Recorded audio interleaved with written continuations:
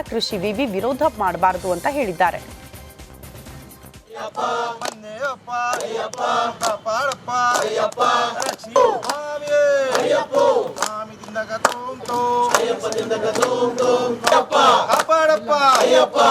ಇದು ಯಾವುದೇ ರೀತಿಯ ಆರ್ಥಿಕ ಅಥವಾ ಇನ್ಯಾವುದೋ ಕಮರ್ಷಿಯಲ್ ಗೋಸ್ಕರ ಅಲ್ಲ. ಅತ್ಯಂತ ಪವಿತ್ರ ಪುಣ್ಯದ ಒಂದು ಈ ಸಂದರ್ಭದಲ್ಲೇ ಮಕರ ಒಂದು ಜ್ಯೋತಿಯ ಈ ಸಂದರ್ಭದಲ್ಲೇ ಆದಂಥದ್ದು ನನಗನ್ನಿಸುತ್ತೆ. ಧಾರವಾಡ ನಗರ, ಧಾರವಾಡ ಜಿಲ್ಲೆಗೆ ಒಂದು ಒಳ್ಳೆಯ ಸಂದೇಶ ಕೊಡೋಗೋಸ್ಕರನೇ ಇಲ್ಲಿ ಪ್ರತಿಷ್ಠಾಪನೆ ಆಗಿದೆ. ಮುಂದಿನ ದಿನಗಳಲ್ಲಿ ನೋಡ್ರಿ, ಇದು ಪ್ರತಿಷ್ಠಾಪನೆ ಆದ ತಕ್ಷಣವೇ ಧಾರವಾಡ ಪ್ರತ್ಯೇಕ ಪಾಲಿಕೆ ಆಯಿತು. ಸೊ ಶುಭ ಸಂಕೇತಗಳಿವೆಲ್ಲ. ಸೊ ಹಾಗಾಗಿ ನಾನು ಹೇಳೋದು, ಇದನ್ನು ಯಾವುದೇ ಸಂದರ್ಭದಲ್ಲಿ ಇದನ್ನು ಮುಟ್ಟಿದರೆ ನಾವು ಅಗ್ರಿಕಲ್ಚರ್ ನೀವು ಏನಿದ್ದೀರಲ್ಲ, ನಾವು ನಿಮ್ಮನ್ನು ಬಿಡುವುದಿಲ್ಲ. ಉಗ್ರವಾದಂಥ ಹೋರಾಟ ಮಾಡಬೇಕಾಗತ್ತೆ. ಮಸೀದಿಯನ್ನು ತೆಗಿಬೇಕಾಗತ್ತೆ, ಅಲ್ಲಿ ಗೋರಿಗಳನ್ನು ತೆಗಿಬೇಕಾಗತ್ತೆ. ಸೊ ಅದನ್ನು ಮಾಡದೆ ಇದನ್ನೇನಾದರೂ ಮಾಡಿದರೆ ನಾವು ಇದರ ವಿರುದ್ಧ ಪ್ರತಿಭಟನೆ ಮಾಡಬೇಕಾಗತ್ತೆ ಅಂತನ್ನುವಂಥದ್ದು ಎಚ್ಚರಿಕೆಯನ್ನು ನಾನು ಕೊಡ್ತಾ ಇದ್ದೇನೆ. ಕಾಂಗ್ರೆಸ್ ವಿರುದ್ಧ ಕೇಂದ್ರ ಸಚಿವ ಎಚ್.ಡಿ. ಕುಮಾರಸ್ವಾಮಿ ಟೀಕೆ ಮಾಡಿದ್ದಾರೆ. ಕೆಆರ್ಪೇಟೆಯಲ್ಲಿ ಮಾತನಾಡಿದ ಅವರು, ಸರ್ಕಾರ ಬಸ್ ಟಿಕೆಟ್ ದರ ಏರಿಕೆ ಮಾಡಿದೆ, ಇದರ ಬಗ್ಗೆ ಮುಖ್ಯಮಂತ್ರಿಗಳು ಉಸಿರೇ ತೆಗಿತಾ ಇಲ್ಲ.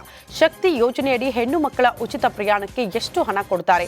ಶೇಕಡಾ 15ರಷ್ಟು ದರ ಹೆಚ್ಚಳದಿಂದ ಸರ್ಕಾರಕ್ಕೆ ಎಷ್ಟು ಹಣ ಸಂದಾಯ ಆಗುತ್ತೆ ಅಂತ ಕಿಡಿಕಾರಿದ್ದಾರೆ. ಗ್ಯಾರಂಟಿ ಯೋಜನೆಯನ್ನು ಕೊಟ್ಟು ಸಹ ಅಭಿವೃದ್ಧಿಗೆ ಚಾಲನೆ ಕೊಡಬಹುದು. ಈಗ ಬಸ್ ದರ 15% ಜಾಸ್ತಿ ಮಾಡಿದ್ದಾರೆ. ಮುಖ್ಯಮಂತ್ರಿಗಳು ಉಸಿರೇ ಇಲ್ಲ ಅದಕ್ಕೆ. ಅದರಿಂದ ಎಷ್ಟು ಸಂಪಾದನೆ ಮಾಡ್ತಾರೆ? ಈಗ ನಿಮ್ಮ ಎಂಥ ಕಾರ್ಯಕ್ರಮ ಅದು? ಶಕ್ತಿ ಕಾರ್ಯಕ್ರಮ, ಶಕ್ತಿ ಯೋಜನೆಗೆ ಹೆಣ್ಮಕ್ಳಿಗೆ ಉಚಿತ ಬಸ್ ದರ ಕೊಡೋದು ಎಷ್ಟು ಕೊಡ್ತಾರೆ? ಎಷ್ಟು ಖರ್ಚಾಗ್ತದೆ ವರ್ಷಕ್ಕೆ? ಈಗ ನನ್ನೇ 15% ಜಾಸ್ತಿ ಮಾಡೋರಲ್ಲ, ಅದರಿಂದ ಉತ್ಪಾದನೆ ಎಷ್ಟಾಗುತ್ತೆ ಸರ್ಕಾರಕ್ಕೆ ಆ ಹೆಸರಿನಲ್ಲಿ? ಇಲ್ಲ, ಈ ಸರ್ಕಾರದ ಕಾರ್ಯಕ್ರಮ ಇದೆಯಲ್ಲ, ನಮ್ಮ ಹಳ್ಳಿಯ ಹೆಣ್ಮಕ್ಳು ಅರ್ಥ ಮಾಡ್ಕೋಬೇಕು, ನಮ್ಮ ಜನವೂ ಅರ್ಥ ಮಾಡ್ಕೋಬೇಕು. ಈ ಕಾರ್ಯಕ್ರಮಗಳು ಇವರೇನು ಪಾಪ ಬೆವರು ಸುರಿಸಿ ರಾಜ್ಯದ ಖಜಾನೆ ತುಂಬಿಸಿ ಇವರು ಕೊಡ್ತಾ ಇರೋ ಕಾರ್ಯಕ್ರಮ ಅಲ್ಲ. ನಿಮ್ಮ ಜೋಬಿಗೆ ಕೈ ಹಾಕಿ ದರೋಡೆ ಮಾಡಿ ನಿಮ್ಮ ದುಡ್ಡನ್ನ ಪಾಪ ದೊಡ್ಡದಾಗಿ ಗ್ಯಾರಂಟಿ ಅಂತ ಹೇಳ್ತಾರೆ. ರಾಜ್ಯದ ವಿವಿಧ ಕಡೆಗಳಲ್ಲಿ ನಡೆದಿರುವ ಬಾಣಂತಿಯರು ಶಿಶುಗಳ ಸರಣಿ ಸಾವುಗಳ ಪ್ರಕರಣ ಹಾಗೂ ರಾಜ್ಯ ಸರ್ಕಾರದ ನಿರ್ಲಕ್ಷ್ಯ ವಿರೋಧಿಸಿ ಚಿಕ್ಕಮಗಳೂರಿನಲ್ಲಿ ಜಿಲ್ಲಾ ಬಿಜೆಪಿ ಮಹಿಳಾ ಮೋರ್ಚಾದಿಂದ ಪ್ರತಿಭಟನೆ ನಡೆಸಲಾಯಿತು. ಜಿಲ್ಲಾ ಬಿಜೆಪಿ ನಾಯಕರು ಮೆರವಣಿಗೆಯಲ್ಲಿ ಸಾಗಿ ಆಜಾದ್ ಪಾರ್ಕ್ನಲ್ಲಿ ಪ್ರತಿಭಟನೆ ನಡೆಸಿದರು. ಮಹಿಳಾ ಮೋರ್ಚಾ ಜಿಲ್ಲಾ ಅಧ್ಯಕ್ಷೆಯ ನೇತೃತ್ವದಲ್ಲಿ ನೂರಾರು ಮಹಿಳೆಯರು ಸರ್ಕಾರದ ವಿರುದ್ಧ ಘೋಷಣೆ ಕೂಗಿದ್ದಾರೆ.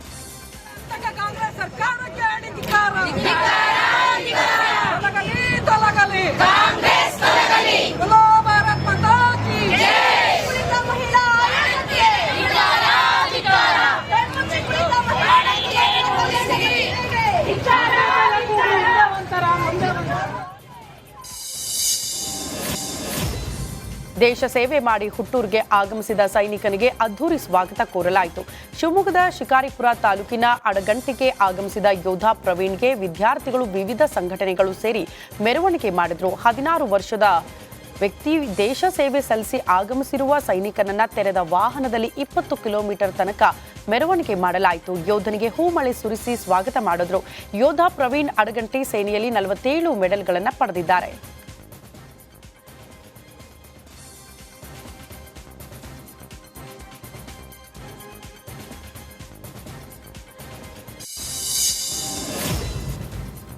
ಆಶಾ ಕಾರ್ಯಕರ್ತೆಯರನ್ನ ಕಾರ್ಮಿಕರನ್ನಾಗಿ ಪರಿಗಣಿಸಿ 15,000 ರೂಪಾಯಿ ಗೌರವ ಧನ ನೀಡಬೇಕು ಅಂತ ಆಗ್ರಹಿಸಿ ಧರಣಿ ನಡೆಸಿದ್ರು. ಚಿತ್ರದುರ್ಗದ ಜಿಲ್ಲಾಧಿಕಾರಿ ಕಚೇರಿಯ ಮುಂಭಾಗ ಆಶಾ ಕಾರ್ಯಕರ್ತೆಯರು ಪ್ರತಿಭಟನೆ ನಡೆಸಿದ್ರು. ಸರ್ಕಾರ ಕೊಟ್ಟ ಮಾತಿನಂತೆ ನಡೆದುಕೊಂಡಿಲ್ಲ, ಗೌರವ ಧನ ಏರಿಕೆ ಮಾಡ್ತೀವಿ ಅಂತ ಸರ್ಕಾರ ಸಂಬಳ ಹೆಚ್ಚು ಮಾಡಿಲ್ಲ. ಈ ಹಿನ್ನೆಲೆ ಜನವರಿ 7ರಿಂದ ಬೆಂಗಳೂರಿನ ಫ್ರೀಡಂ ಪಾರ್ಕ್ನಲ್ಲಿ ಹೋರಾಟ ಹಮ್ಮಿಕೊಂಡಿದ್ದೇವೆ. ಈ ಹಿನ್ನೆಲೆ ರಾಜ್ಯದ ವಿವಿಧ ಜಿಲ್ಲೆಯ ಆಶಾ ಕಾರ್ಯಕರ್ತೆಯರು ಭಾಗಿಯಾಗಲಿದ್ದಾರೆ. ನಮ್ಮ ಬೇಡಿಕೆ ಈಡೇರಿಸೋ ತನಕ ಧರಣಿ ಮಾಡ್ತೀವಿ ಅಂತ ಎಚ್ಚರಿಸಿದ್ದಾರೆ. ಜಮ್ಮು ಗಡಿಯಲ್ಲಿ ಸಂಯುಕ್ತ ಕಿಸಾನ್ ಮೋರ್ಚಾ ನಡೆಸುತ್ತಿರುವ ರೈತರ ಚಳವಳಿಯನ್ನ ಕೇಂದ್ರ ಸರ್ಕಾರ ಗಮನ ಹರಿಸಿ ನೋಡಬೇಕು ಅಂತ ಒತ್ತಾಯಿಸಿ ರಾಜ್ಯ ರೈತ ಸಂಘ ಹಸಿರು ಸೇನೆ ಆಗ್ರಹಿಸಿದೆ. ಚಿತ್ರದುರ್ಗ ನಗರದ ಓಬವ್ವ ಸರ್ಕಲ್ನಿಂದ ಜಿಲ್ಲಾಧಿಕಾರಿಗಳ ಕಚೇರಿಯ ತನಕ ಪ್ರತಿಭಟನಾ ಮೆರವಣಿಗೆ ನಡೆಸಿರುವ ರೈತರು ಜಿಲ್ಲಾಧಿಕಾರಿಗಳ ಕಚೇರಿಯ ಮುಂಭಾಗ ಪ್ರತಿಭಟನೆ ನಡೆಸಿದರು. ಕೇಂದ್ರ 3 ಕೃಷಿ ಕಾಯ್ದೆಗಳನ್ನು ವಾಪಸ್ ಪಡೆದುಕೊಳ್ಳಬೇಕು, ಕಾನೂನಾತ್ಮಕವಾಗಿ ಎಂಎಸ್ಪಿ ಜಾರಿ ಮಾಡಬೇಕು, ಇಲ್ಲವಾದರೆ ದೇಶದಾದ್ಯಂತ ಪ್ರತಿಭಟನೆ ನಡೆಸ್ತೀವಿ ಅಂತ ಎಚ್ಚರಿಕೆ ಕೊಟ್ಟಿದ್ದಾರೆ.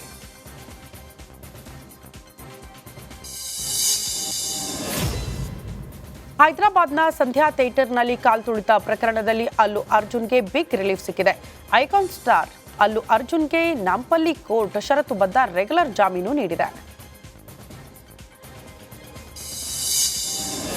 ಹೊಸ ವರ್ಷದ ಸೆಲೆಬ್ರೇಷನ್ ಮೂಡ್ನಿಂದ ಇನ್ನೂ ಜನ ಆಚೆ ಬಂದಿಲ್ಲ. ಆದರೆ ಜನರಿಗೆ ಬೆಲೆ ಏರಿಕೆಯ ಕಿಕ್ ಮಾತ್ರ ಜೋರಾಗಿ ಸಿಕ್ಕಂತಾಗಿದೆ.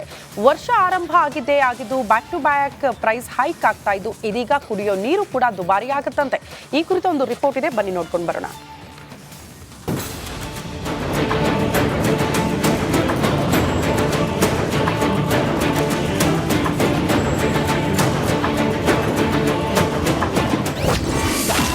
ಬಸ್ ಟಿಕೆಟ್ ಪ್ರೈಸ್ ಹೈಕ್ ಬೆನ್ನಲ್ಲೇ ನೀರಿನ ಸರದಿ. ಬೆಂಗಳೂರಿನ ಜನರಿಗೆ ನೀರಿನ ಬೆಲೆ ಏರಿಕೆ ಶಾಕ್. ಹೊಸ ವರ್ಷದ ಜೋಶ್ನಲ್ಲಿದ್ದ ಜನರಿಗೆ ಸರ್ಕಾರ ಶಾಕ್ ಮೇಲೆ ಶಾಕ್ ನೀಡಲು ಮುಂದಾಗಿದೆ. ಸರ್ಕಾರಿ ಬಸ್ ಟಿಕೆಟ್ ಬೆಲೆ ಏರಿಕೆ ಬೆನ್ನಲ್ಲೇ ಇದೀಗ ಬೆಂಗಳೂರಿನ ಜನರಿಗೆ ನೀರಿನ ಬೆಲೆ ಏರಿಕೆ ಶಾಕ್ ಎದುರಾಗಿದೆ.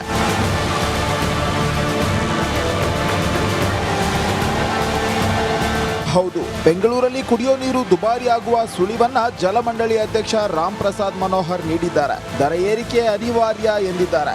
ನಮ್ಮ ಪ್ರತಿ 1000 ಲೀಟ್ರಿಗೆ 52 ರೂಪಾಯಿ ಖರ್ಚು ಮಾಡಿ ನೀರು ತರ್ತಾ ಇದ್ದೀವಿ. ತಮಗೆ ತಿಳಿದಂತೆ ಬೆಂಗಳೂರು 1000 ಮೀಟ್ರು ಸಮುದ್ರದಿಂದ ಎತ್ತರದಲ್ಲಿ ಇದೆ. ನಾವು ನೀರನ್ನು 120 ಕಿಲೋಮೀಟ್ರ್ ದೂರಕ್ಕೆ 1000 ಮೀಟ್ರ್ ಎತ್ತರಕ್ಕೆ ಲಿಫ್ಟ್ ಮಾಡಬೇಕಾದ್ರೆ ನಮಗೆ ಬಹುತೇಕ ಎಲೆಕ್ಟ್ರಿಸಿಟಿ ಖರ್ಚು ಜಾಸ್ತಿ ಬರ್ತಾ ಇದೆ.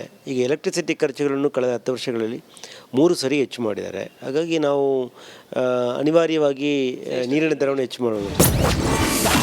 ಜಲಮಂಡಳಿಗೆ ಆರ್ಥಿಕ ಸಂಕಷ್ಟ. ಜಲಮಂಡಳಿ 1000 ಲೀಟರ್ ನೀರು ಪೂರೈಸಲು 52 ರೂಪಾಯಿ ವೆಚ್ಚ ಮಾಡ್ತಿದೆ. ಆದರೆ ಜನರಿಗೆ 25ರಿಂದ 40 ರೂಪಾಯಿಗೆ ಪೂರೈಸ್ತಿದೆ. ಹೀಗಾಗಿ ಜಲಮಂಡಳಿಗೆ ಭಾರಿ ನಷ್ಟ ಆಗ್ತಿದೆ. ಪ್ರತಿ ತಿಂಗಳಿಗೆ ಜಲಮಂಡಳಿಗೆ 41 ಕೋಟಿ ರೂಪಾಯಿ ನಷ್ಟ ಆಗ್ತಿದ್ದು, ಕಾವೇರಿ 5ನೇ ಯೋಜನೆ ನಂತರ 82 ಕೋಟಿ ರೂಪಾಯಿ ನಷ್ಟವಾಗ್ತಿದೆ. ಒಟ್ಟಾರೆ ವಾರ್ಷಿಕವಾಗಿ ಜಲಮಂಡಳಿ ಸಾವಿರಾರು ಕೋಟಿ ರೂಪಾಯಿ ನಷ್ಟ ಅನುಭವಿಸುತ್ತಿದೆ. ಇನ್ನು ಈಗಾಗಲೇ BWSSB ಬೆಂಗಳೂರಿನ ಎಲ್ಲ ಶಾಸಕರಿಗೆ ಪತ್ರ ಬರೆದಿದೆ. ಜನವರಿ 2ನೇ ವಾರ ಬೆಂಗಳೂರು ಶಾಸಕರ ಜೊತೆ DCM ಸಭೆ ನಡೆಸಲಿದ್ದಾರೆ. DCM ಸಭೆಯಲ್ಲಿ ನೀರಿನ ಬೆಲೆ ಏರಿಕೆ ಭವಿಷ್ಯ ನಿರ್ಧಾರವಾಗಲಿದೆ.